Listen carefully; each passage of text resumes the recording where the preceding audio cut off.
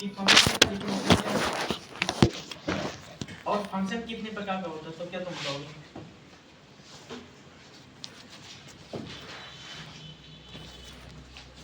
बताओ।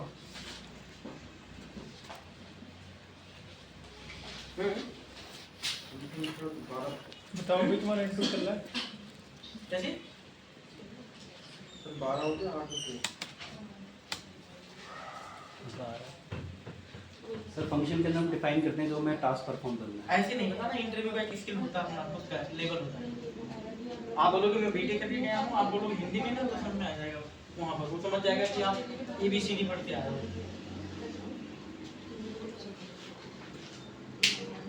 बताओ एक फंक्शन का डेफिनेशन क्या है? मिस्टर सुरेश तुम बताना देना। What do mean a function? मैं ऐसे पूछूंगा भी नहीं ना, वहाँ पर ऐसे पूछेगा, बोलेगा what do mean a function. बताओ। Function is a part of code in which we declare the task we need to perform. वो तो क्लास के अंदर भी कर सकते हैं, वो तो हम किसी और कंप्यूटर के अंदर भी कर सकते हैं, ब्लॉक के अंदर भी कर सकते हैं। फंक्शन का मेन मोटो क्या है? अब वो जिस एग्जांपल में अभी जो बता रहा हूं, IRCTC का नाम सुना तुमने? IRCTC में देख के बोल देंगे थोड़ी का IRCTC इसके अंदर कितने फंक्शंस हैं? ये आप पूछेंगे ये कितने नंबर लाइंस ऑफ कोड होगी, मतलब करोड़ों अरबों लाइंस कोड होगी। अगर ये कोई रिक्वेस्ट बंदा यहाँ पर दे रहा है और रिक्वेस्ट देने के बाद अगर यहाँ पर कोई सर्विस मेरी जैसे रिजर्वेशन के लिए मैंने कर दिया, तो ये रिजर्वेशन वाला जब चल रहा होगा तो क्या पूरी लाइन कोड चलाएगा? कितना कोड चलाएगा? केवल ये रिक्वेस्ट मतलब रिजर्वेशन वाली पार्ट मेरी चलेगी। तो रिजर्वेशन वाली जब पार्ट चलेगी तभी तो हमारा रिक्वेस्ट तुरंत रिस्पांस करके देगा विद इन अ सेकंड। अगर पूरी कोड चलने लगेगा तो अब इसको डिफाइन करना होगा, कैसे डिफाइन करोगे, क्या एक्सप्लेनेशन होगा वहां पर,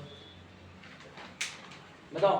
अब मैं बता दिया मोटा मोटा। function which work to initialize only that data what we can get, what we can enter. वो तो वही बता, वो भी वही बता रहा था, मतलब एक पार्ट है किसी एप्लीकेशन का, उसके अंदर मैं ये काम कर सकता हूँ, वही चीज बताया। रीयूजेबिलिटी पर्पस के लिए ये इसको बोलते हैं रीयूजेबिलिटी, मतलब एक जगह आपने डिक्लेयर कर दिया, इसको 1000 जगह यूज करो, इसको क्या कहते हैं? रीयूजेबिलिटी।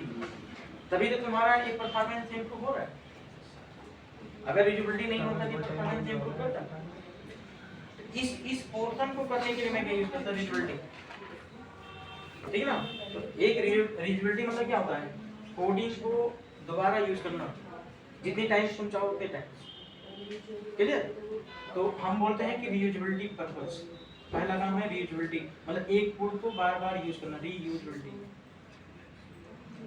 ये मेन पॉइंट है तुम्हारा फंक्शन का। तो आप लिखोगे function is a small piece code of an application, ठीक ना। दूसरा, function is used for reusability purpose. किस पर्पस से? कोड रीयूजेबिलिटी, ताकि मैं उस कोड को एक ही बार राइट करूं, एक ही बार कंपाइल हो और उसको मैं जितनी टाइम्स यूज करना चाहूं उतना टाइम्स यूज करूं। Time saving. क्लियर, ठीक है ना। और ये क्यों रीयूजेबिलिटी करना पड़ रहा है? क्योंकि परफॉर्मेंस मुझे इंप्रूव करना पड़ रहा है, ठीक है। अब ये कितने प्रकार का होता है? स्टैटिक और नॉन स्टैटिक। ये तो हो गया, चलो स्टैटिक और नॉन स्टैटिक। मेन फंक्शन क्या होता है? मतलब फंक्शन दो प्रकार का होता है, एक होता है डिफॉल्ट फंक्शन, एक होता है पैरामीटराइज। पैरामीटराइज, अब तुम ध्यान से सुनना, आपकी बार ये लास्ट टाइम है, इस बार पे तुम्हारा नोटेंगे ये तो खत्म हो जाना चाहिए, ठीक है। तो ये मैं क्या करूंगा? डिफॉल्ट फंक्शन, फंक्शन का मतलब समझ गए ना। ये फंक्शन को रीयूजेबिलिटी पर्पस से, परफॉर्मेंस को इंप्रूव करने के लिए, किसी एप्लीकेशन का एक छोटा सा पार्ट, और रन टाइम पे हमेशा एग्जीक्यूट करता है, जिस टाइम पे आप रिक्वेस्ट डालोगे उस टाइम पे, ठीक है। ये कितने प्रकार का होता है बाय डिफॉल्ट? दो। एक होता है डिफॉल्ट, एक होता है पैरामीटराइज। डिफॉल्ट की डेफिनेशन क्या बताओगे? What do mean of default? बताओ। इसमें प्रीडिफाइन और यूजर डिफाइन नहीं, प्रीडिफाइंड वो तो होता ही है, लेकिन अभी हम अपना कस्टम फंक्शन की बात कर रहे हैं। Function without parameter is default. इस डेफिनेशन से मैं सैटिस्फाइड हूं। आओ तो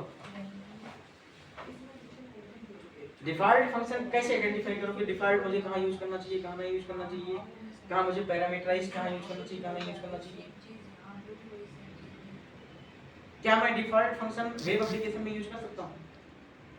मैं पूछ लिया इंटरव्यू में कि भाई एक डिफॉल्ट फंक्शन बनाओ और उसको वेब एप्लीकेशन में यूज करना है, बन जाएगा? डिपेंड करता है क्या फंक्शन हम बनाना चाह रहे हैं उस टाइम पे, फीचर क्या बनाना चाह रहे हैं। अगर हमें पैरामीटर सपोज हमें लॉगिन कराना है, कोई मेथड है जो लॉगिन को चेक करता है, तो हमें पैरामीटर पास कराने पड़ेंगे, यूजर नेम और पासवर्ड दोनों तो पास मैं वही कह रहा हूँ, default can be use their. तो डिफॉल्ट का डेफिनेशन क्या है? मतलब इसी मतलब तुम समझ रहोगे ना, इंटरव्यू में ऐसे क्वेश्चंस होते हैं, तो आप लोग सोच रहे हो ना डेफिनेशन जो यहाँ पढ़ाया जाता, लिखाया जाता है, रटाया जाता है, वही बोला जाएगा, वैसा नहीं है, उसको थोड़ा सा मैनिपुलेट किया जाता है चीजों को, समझे? तो डिफॉल्ट, मैं यही पूछा कि डिफॉल्ट अगर आपको वेब एप्लीकेशन में यूज करना मिस्टर यूज हो जाएगा? तुमने बनाया वेब एप्लीकेशन, कहीं डिफॉल्ट फंक्शन यूज किया? वेब एप्लीकेशन में तो नहीं हो सकता सर, होता है ना कैसे हो सकता है? सर? आप देखना, मैं बता रहा हूँ, मैं बता रहा हूँ, मास्टर करेक्ट है।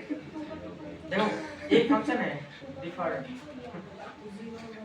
डिफॉल्ट मान लीजिए मैं लॉगिन वाला ये जो लॉगिन वाला दे दिया, क्या मैं इसको ऐसे दे सकता हूँ?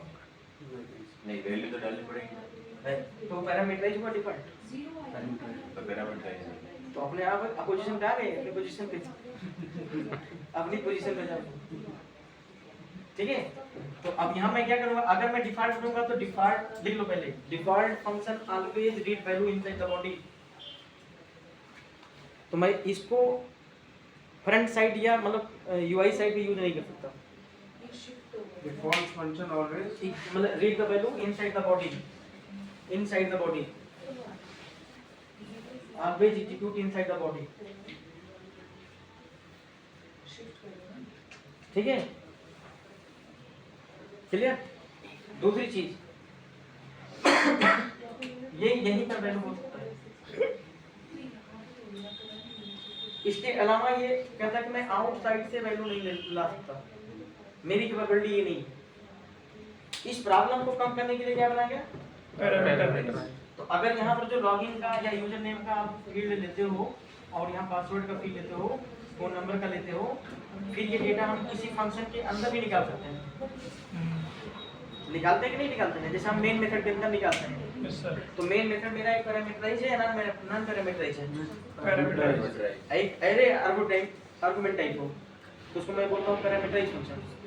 तो पैरामीटराइज की मतलब अगर कोई पैरामीटराइज फंक्शन है तभी मैं उसको एक क्लाइंट साइड से कनेक्ट कर सकता हूँ, अदरवाइज नहीं कनेक्ट कर सकता। और जितने भी क्लाइंट साइड से रिक्वेस्ट आती हैं सभी का एक क्या होता है, मतलब जो है एक पैरामीटराइज फंक्शन का नीड होता है उसके रिक्वेस्ट को हैंडल करने के लिए, ठीक है ना?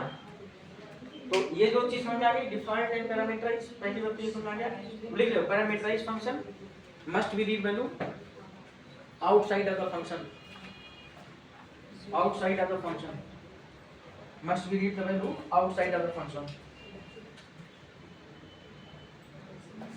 outside of the function,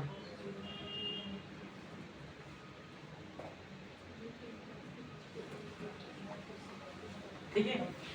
और फंक्शन में क्या चीजें आप बताओगे? बताओ सर इस फंक्शन में जो सर हमने जैसे तो एक मिनट सर, जैसे तो हमने जो प्रोग्राम बनाया था ये वाला, तो उसमें ही हम बाहर से वैल्यू डाले थे ना, टी और डेटा।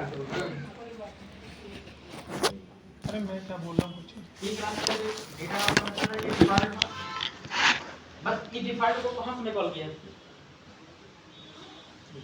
डिफॉल्ट को मैंने एक पैरामीटराइज फंक्शन के अंदर से कॉल किया ना,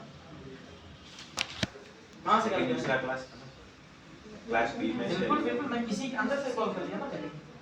inside से अब इधर देखना, डेटा नाम के अंदर से मैंने कॉल किया यहाँ पर, जैसे मैंने यहाँ पर दिया ये डिफॉल्ट फंक्शन है और ये पब्लिक स्टैटिक इस क्लास में पूरी बनानी पड़ेगी। Class B public void data, हमारे क्या लिखा इन ए कॉमा इन बी, मैंने हम क्या कर दिया इन ऐसे कर दिया। फिर सर हम बी को क्या ऑब्जेक्ट बनाया। अब public static wide main function बता रहा हूं ये कौन सा आर्गुमेंट वाला है मेरा? पैरामीटराइज है ना, इसके अंदर मैं किस बात को बना रहा हूं? आउटर क्लास का। फिर मैं उसके रेफरेंस से मैं किसको कॉल करता था, आउटर वाले मेथड, यानी कि पैरामीटर इसके अंदर आया, इसको कॉल किया तब इसके अंदर गया, फिर इसके अंदर से आप इसको कॉल करते थे। डिफॉल्ट कैसे होगा? ये डिफॉल्ट नहीं हुआ, अच्छा, इसके अंदर वैल्यू नहीं डाले तो डिफॉल्ट यही हुआ यही हुआ ना भाई। पैरामीटर इसके अंदर आने के बाद तब कॉल कर रहे तुम, ऐसे तो नहीं होता मतलब आपने डायरेक्टली कॉल कर लिया डिफॉल्ट फंक्शन को। डिफॉल्ट फंक्शन हमारा यूआई साइड पे यूज नहीं होता कभी भी।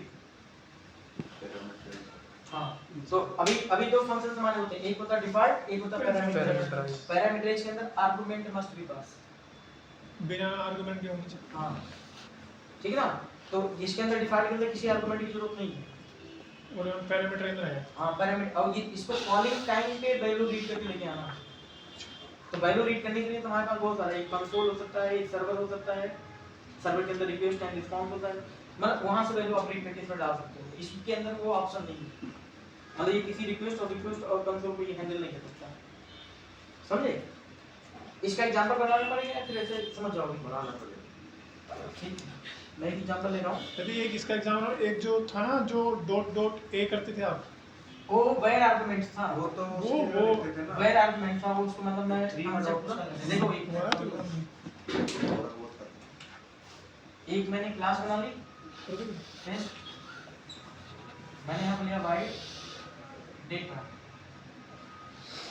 मैंने इसके अंदर int a equal to 10, int b equal to 20, int yes equal to a plus b, ऐसा हो प्रिंट कर लिया मैंने s प्लस s। मैंने इसको बंद कर लिया, फिर मैं मेन मेथड बनाया पब्लिक स्टैटिक वॉइड मेन, हमने यहाँ पर ले लिया स्ट्रिंग आर्गुमेंट, इसके अंदर मैंने क्या कर दिया टेस्ट t इक्वल टू है, मैं t डॉट क्या कर दिया डेटा, ऐसे कॉल कर सकता हूँ उसको। लेकिन वैल्यू कहाँ रीड करना जाके, अपने मेथड के अंदर ही। तो जब भी तुम्हें लगे नहीं यार मेरे को मतलब मेरे पास जो डेटा आ रहा है ना वो कहीं सर्वर से आ रहा है, तो सर्वर से लाने के लिए आपको पैरामीटर ही डिफाइन करना पड़ेगा, समझे कि नहीं। मतलब या तो फिर दूसरे मेथड का यूज करना पड़ेगा इस फंक्शन में वैल्यू पास करने के लिए। मैं अभी एक क्वेश्चन पूछ सकता हूँ कि मेरे डिफॉल्ट के अंदर वैल्यू नहीं रीड करना बट उसके अंदर सिंपल इंटरेस्ट निकालना है, कैसे निकालोगे? देखो, right a function, right a default function, write a default function and calculate simple interest, yeah I told you, calculate the product amount, Write a default. calculate the product amount and discount and pay amount without read, without input the value, without input value, without input value, without input value. इस programme को कैसे करोगे? इसका मतलब मैंने क्या है, देखो इसका मतलब क्या है कि आपको एक डिफॉल्ट फंक्शन राइट करना है और उस डिफॉल्ट फंक्शन के अंदर आपको वैल्यू इनपुट नहीं करनी है और उसको क्या कैलकुलेट करना है, product rate amount, product discount and product पे अमाउंट। अब बताओ इसके लिए आप कोडिंग कर सकते हैं फंक्शन, अगर आप पढ़ रहे हो फंक्शन आप समझ रहे हो तो फिर आपको ऐसी कोडिंग करनी पड़ेगी। इसके लिए कोड लिखना, स्कैनर लगा देंगे अंदर, कैरेक्टर बोल रहा हूँ कि simple without input value inside body. अच्छा Input देना भी। तो इनपुट जो पूछेगा क्वेश्चन ना वो तुमसे पहले समझ कर पूछ लेगा कि क्या हमें पूछना है और तुमको क्या बताना है। सर तो साहब तो पैरामीटराइज बना सर देंगे, बॉडी के अंदर देना आप जरा डिफॉल्ट में बना दें। डिफॉल्ट ही में करना है, सिंपल सा क्वेश्चन है डिफॉल्ट। तो फिर हां वैल्यू दे के करना है ना। भाई मैं क्या कर डिफॉल्ट आपको लेना है। तरीका है सर एक, हां बताओ कैसे? नॉन स्टैटिक मेथड बना के और कुछ भी करो, ये क्वेश्चन हो है जाएगा। असाइनमेंट है, हो जाएगा। एक करके आप लोग को देना, ऐसे क्वेश्चंस आएगा हो गया सर। इंटरव्यू के लिए तो पूछा जाएगा, ऐसे तो हो नहीं गया ना। आपको ABCD कर दिया। बताओ सर किस तरीका क्या बता है? भाई बता। ये तरीका आप लोग को भी दूंगा टाइमिंग लिखने के लिए, ऐसे मैं बोलने से वर्बली नहीं चल पाऊंगा, ठीक है, नॉन वर्बली काम करना आपको रिटर्न बिना स्कैनर के और बिना पैरामीटर पास कुछ मैं करे नहीं जानता, मैं इसको और ये डाटा जानता आ है जाएगा। कि भाई वैल्यू आपको डिफॉल्ट के अंदर लेनी नहीं है, इनपुट नहीं करना है, ठीक ना। अब वैल्यू कहाँ से लेके आओगे, किस रेफरेंस के थ्रू लेके आओगे ये आप कर सकते हो, ठीक है समझे? तो ये मेरा क्या हो गया डिफॉल्ट फंक्शन। और अगर मैं इसी के अंदर जैसे ये जो मैं इनपुट नहीं लेना चाहता यहाँ पर, मैं चाहता हूँ कि यहाँ से इनपुट लूँ अपनी कंसोल से, तो मैं यहाँ पर क्या कर दूँगा डिफाइन पैरामीटराइज फंक्शन। जैसे मैंने यहाँ पर कर दिया a int b, तो इसको मैं यहाँ से वैल्यू ले लूँगा। जैसे मान लीजिए मैंने दो वेरिएबल ले लिया, int a इक्वल टू मैंने ले लिया 10 b इक्वल टू ले लिया 20, मैं यहाँ पर पास कर दूँगा a b। अब यही वैल्यू आपका चाहे वेरिएबल यहाँ डायरेक्टली ले लो, चाहे किसी डाटाबेस से उठा लो, चाहे किसी सर्वर से रिक्वेस्ट से उठा लो, जहाँ किसी एपीआई से निकालना चाहो एपीआई से निकाल लो, किसी जेसन फॉर्मेट से लेनी है, किसी सीएसवी से लेनी है, जहाँ से आपको इच्छा करे वहाँ से लेके इसमें डाल। पता होना चाहिए कि डेटा मेरा कहाँ से किस वेरिएबल में आ रहा है, उस वेरिएबल को यहाँ यूज करो। समझे? नहीं समझे? इसको कहते हैं क्या पैरामीटराइज। हमेशा वैल्यू कहाँ इसका देना पड़ेगा, outside of the function. Default का हमेशा वैल्यू कहाँ जाएगा, इनसाइड द फंक्शन। ठीक है? अब जैसे मैंने डिफॉल्ट वाला बनाया कि यहाँ कुछ पैरामीटर भी नहीं पास करना, वैल्यू पानी है, तो आप यहाँ किसी दूसरे क्लास का रेफरेंस वेरिएबल पास कर सकते हो, और उस रेफरेंस में बहुत सारे आपके ऑब्जेक्ट कनेक्टेड रहेंगे, उन ऑब्जेक्ट की वैल्यू को रीड कर सकते हो। और यही होता है। अभी जैसे मेरे को डाटाबेस कनेक्टिविटी करनी है, पूरी कॉन्फ़िगरेशन फाइल को निकालनी है, तो मैं कैसे निकालूंगा, कॉन्फ़िगरेशन फाइल के थ्रू। इसके थ्रू निकालूंगा कॉन्फ़िगरेशन, समझे कि नहीं? तो ये ऐसे पैटर्न पे प्रोग्राम करना होता है। इंडस्ट्री का एक पैटर्न होता है, वो पैटर्न एमबीसी होती है, एमबीसी पैटर्न पे आपको काम होता है। अब बताओ ये पैरामीटराइज एंड डिफॉल्ट क्लियर हुआ या नहीं हुआ? अभी हुआ। यहाँ मैंने क्या कर दिया, इन यस equal to e plus b। और मेन काम क्या है फंक्शन का? ये तो आपने दो काम तीन काम छोटा छोटा मोटा मोटा जो आपको कहाँ लगा तो आपने वो बता दिया। मेन काम मोटो क्या काम है इसका फंक्शन का? सर इसमें स्टैटिक का ऑब्जेक्ट अभी भी वहां तक नहीं पहुंचना, अभी केवल बस यही तक बताना है कि और फंक्शन का क्या काम हो सकता है। जैसे मेरे पास एक रूम है और एक सेकंड रूम है, एक थर्ड रूम है, इसके अंदर कोई सामान रखा है, इसके अंदर यूज करना है, इसके अंदर यूज करना है, और अब मैं कैसे यूज कर सकता हूँ? पहला वाला यूज करेंगे। इस सामान को यहाँ यूज करना है। अच्छा हाँ। आगे यहाँ अब इसको तुम अपने टेक्निकली भाषा में समझो, ये फंक्शन 1 है, ये फंक्शन 2 है, और ये फंक्शन 3। फंक्शन को स्टैंड नहीं किया। जब सर फंक्शन 2 को कॉल करेंगे तो फंक्शन 1 वाले के अंदर उस वैल्यू को पास कर देंगे पैरामीटर में। कैसे पास करने की क्या जरूरत है? जब ये रिटर्न करता है खुद, उसका रिटर्न ऑब्जेक्ट करेगा बना तो भी हो के जाएगा। तो जब रिटर्न करता यानी कि मैं इसके अंदर से इसको कॉल कर लिया, इसके अंदर इसको कॉल कर लिया, यहाँ से रिटर्न कराया इसके पास आया, यहाँ से रिटर्न कराया इसके पास चला गया। रिटर्न क्या करेंगे? रिटर्न F2 करेंगे। रिटर्न जो यस आया यहाँ पर रिटर्न यस नहीं कर देंगे हम, रिटर्न यस। यस के अंदर जो वैल्यू आ रही है वो अब ये किसको दे देगा? यहाँ पर हमने एक वेरिएबल ले लिया कि ये के अंदर दे दिया। अब तीसरे फंक्शन को, इस फंक्शन को कॉल किया, इसके अंदर के उठा के डाल दिया, तो इस फंक्शन का जो रिटर्न करके वैल्यू आई वो दूसरे फंक्शन में चली गई। उस फंक्शन को हमने होल्ड किया किसी तीसरे वेरिएबल के अंदर, तीसरे वेरिएबल को उठा के पास कर दिया मैंने उस वाले वेरिएबल। तो ऐसे डिपेंडेंसी बनती है। अभी हमको सिलेबस पूरा करना, देखो मैं क्लियर बता रहा हूँ, मुझको ऐसे प्रोग्राम नहीं बनाना है कि आपको असाइनमेंट असेसमेंट भी करना है। आपको केवल मैं जितना टॉपिक है उस टॉपिक को कवर कर रहा हूँ। अगर आपको लगता है कि हाँ एक दिन दो दिन प्रोजेक्ट लेवल पे काम करना है तो आप डिसाइड बिलो डेट, उस डेट को हम लोग कर लेते हैं, ठीक है? तो ये भी मेरा एक रूल है। तो मतलब function must B return value, लेकिन अब जावा में बनाया गया है जब आपको नहीं चाहिए वैल्यू रिटर्न करने के लिए तब यहाँ पर वाइड कर लो। अभी यहाँ पर हमें गलत हो जाएगा ना, तो इसको आपको प्रिंट करना पड़ेगा जिस टाइप की वैल्यू रिटर्न करना है। वाइड दे देंगे तो यहाँ रिटर्न की वर्ड यूज ही नहीं कर सकता, तो उसी लेवल का फंक्शन आपको ये बनाना पड़ेगा कि उसका रिटर्न टाइप क्या है। ठीक है? ठीक है। Function clear? आओ बताओ। वो डॉट डॉट वाला एक बार कोड उसको बोलते हैं वाइड आर्गुमेंट। जैसे आप देखो इसमें कितने पैरामीटर्स हैं? दो। अब हो सकता है कभी रिक्वायरमेंट आपकी बन जाए कि भाई मेरे को 10 20 30 40 50 ये वैल्यू पास करनी है, तब आप फंस जाओगे ना कि भाई अभी एक बंदा आया कहा नहीं मैं 5 वैल्यू को एडिशन करना चाह रहा हूं, दूसरा बंदा आया नहीं बोलो मैं 10 वैल्यू को एडिशन करना चाह रहा हूं, तीसरा बंदा आया बोलो 20, चौथा 100। तो अब तुम्हारे हिसाब से कोडिंग बदलनी पड़ रही बार-बार।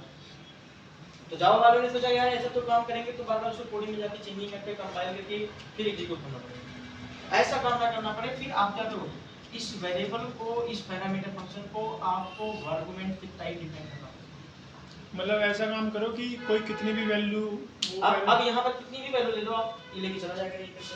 अच्छा खाली डॉट डॉट ए अब ये डॉट डॉट लगाने की वजह से इसको बोलते हैं वेर आर्गुमेंट, समझे कि नहीं। और प्रोग्रामिंग लैंग्वेज में इसको सेपरेट ऑपरेटर बोलते हैं, ठीक ना।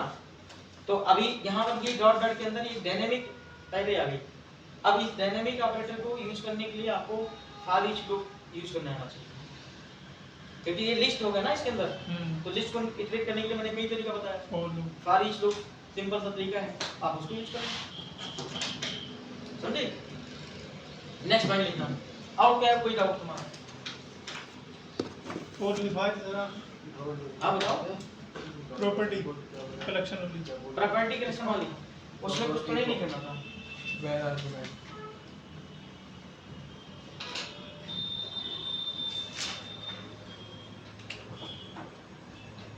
डी ड्राइव में मैं गया, मैंने यहाँ पर क्या abc.txt, मैंने इसके अंदर कोई कंटेंट लिखा ABCDEFGH ऐसे लिख दिया। आई जे, अभी मैं पूछूंगा जिसके पास डाउट नहीं उसको भी पूछ लूंगा, ठीक है ना।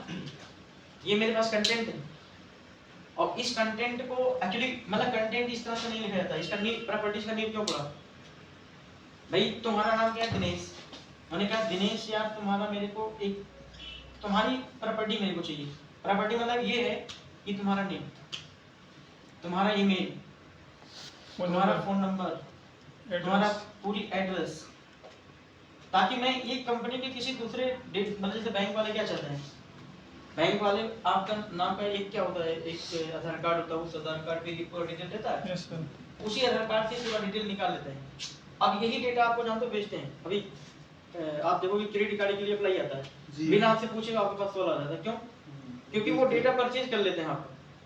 और जो बेचती कंपनियां वो होती है बैंक, वीसा, एसबीआई, मतलब जैसे मतलब ये लोग डेटा खरीद के फिर कॉलिंग करवाते हैं कि आप इन बंदों को फोन करो और पूछो अगर क्रेडिट कार्ड की रिक्वायरमेंट है। महीने में अगर उन्होंने कम से कम 1 लाख 2 लाख एक साल में अगर सेलिंग कर दिया और 1 लाख 2 लाख के अगर कम से कम उनको 5 6 7 रुपए इंटरेस्ट मिल रहा महीने का, उसका इनकम जोड़ लो कितना हो जाएगा।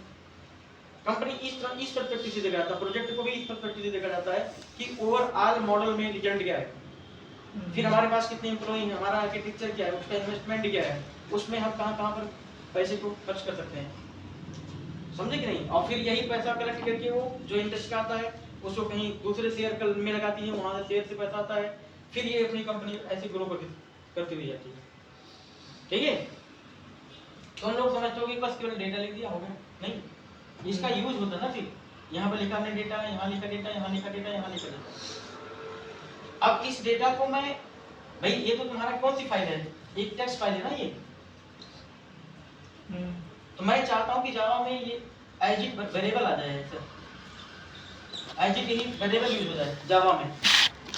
अब ये टेक्स्ट फाइल है और ये जावा है, तो जावा और टेक्स्ट फाइल दोनों आपस में एक दूसरे से कम्युनिकेट नहीं कर सकते ना directly. well first you have convert, so how you can convert? Using properties class you can read these attribute value inside the java। तो अभी आपको क्या करना पड़ेगा, एक क्लास लगानी पड़ेगी जैसे मैंने क्रिएट टेस्ट, और यहाँ पर इंपोर्ट करना पड़ेगा java.util package, import java.util package, ऐसे हो गया। इसके बाद मैंने यहाँ पर कर दिया, मैंने यहाँ पर पब्लिक स्टैटिफाइड में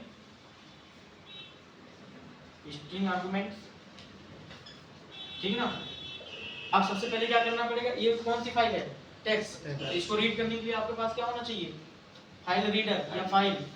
सिंपल सा एक फाइल क्लास है f इक्वल टू न्यू, और इसके अंदर फाइल को मैंने रीड कर लिया। क्या नाम है इसका, डी ड्राइव में दिनेश, डी ड्राइव में दिनेश .txt ऐसे मैंने सर इतना लंबा मतलब क्यों करना, पैकेज में क्यों नहीं बनाते हम ड्राइव, मतलब जैसे हम अभी पैकेज में तुमको बताऊंगा अभी कैसे। एक स्टैटिक पैकेज होता है, एक स्टैटिक इंपोर्ट और नॉन स्टैटिक इंपोर्ट। पैकेज का अपना खुद का कांसेप्ट होता है, एक रिलेटिव पाथ, एक फुल्ली क्वालिफाइड पाथ को मैनेजमेंट आपको आना चाहिए। तो उसके लिए पहले तुमको यूआरएल पढ़ना आना चाहिए, और यूआरएल पता नहीं आपने बस पैकेज लगाना। एक पैकेज बस ये है, ये नॉर्मल पैकेज है, ये भी तो पैकेज ही है, ठीक है। तो हमने क्या किया, डी ड्राइव के अंदर dinesh.txt वाली फाइल को इसे रीड कर लिया। अब एफ के अंदर ये फाइल उठ के आई। अब हमने प्रॉपर्टीज नाम का एक ऑब्जेक्ट बनाया, properties p equal to new properties. एक क्लास है, किसके अंदर अवेलेबल है ये, java.util के अंदर। तो अब मैं क्या करूंगा, p डॉट इसके अंदर एक लोड नाम का मेथड है, तो जिसके अंदर फाइल रीड करके आ रहा होगा उस फाइल को मैं यहाँ पर क्या करूंगा, रीड। अब p ऑब्जेक्ट के अंदर ये पूरी यानी कि ये पूरा कनेक्ट है तुम्हारा इससे, और ये तुम्हारा डेटा यहाँ पर है। इस डेटा को f में आया और इस f को p ऑब्जेक्ट में लोड कर लिया। अब इस p के पास बहुत सारे मेथड्स हैं, प्रॉपर्टी को सेट करना और गेट करना, दोनों मेथड्स हैं। तो जैसे मैं क्या कह रहा हूँ भाई मुझको नेम चाहिए, तो मैंने यहाँ पर लिखा system.out.println, यहाँ पर लिखा p.get प्रॉपर्टी, और यहाँ मैंने क्या पास कर दिया, मैं देखूंगा कोई नेम नाम का प्रॉपर्टी इसमें है, तो यहाँ पर ले दो नेम। तो नेम के अंदर ये जो डेटा होगा ना वो तुरंत ला के तुमको प्रिंट करके दे दे। और ईमेल लिखना तो ईमेल लिख देंगे, ईमेल आ समझे कि नहीं। अब यही चीज तुम किसी दूसरे वेरिएबल में भी असाइन कर सकते हो। तुम आप यहाँ पर क्या कर सकते थे, मैं यहाँ मैं कर सकता था कि ऑब्जेक्ट ले लेंगे और वो ले लिया, और यहाँ पर मैं क्या करता p.get ईमेल, बस केवल इतना लिखा ईमेल इतना। अब ये क्या करता है, get.email सॉरी गेट प्रॉपर्टी, और यहाँ पास कर सकता है ईमेल।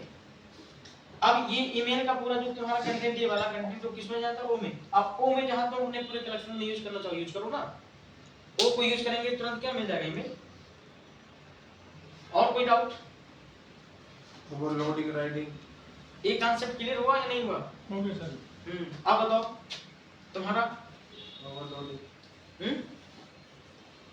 अब पढ़ने आगे तो सब ओवरलोडिंग में क्या है, ओवरलोडिंग में इतना आसान टॉपिक नहीं, मतलब पूरी टॉपिक है। ओवरलोडिंग मतलब क्या होता है, पॉलीमॉर्फिज्म एक कुछ कांसेप्ट है, ओवरलोडिंग ओवरराइडिंग है, एक ओवरलोडिंग एक ओवरराइडिंग।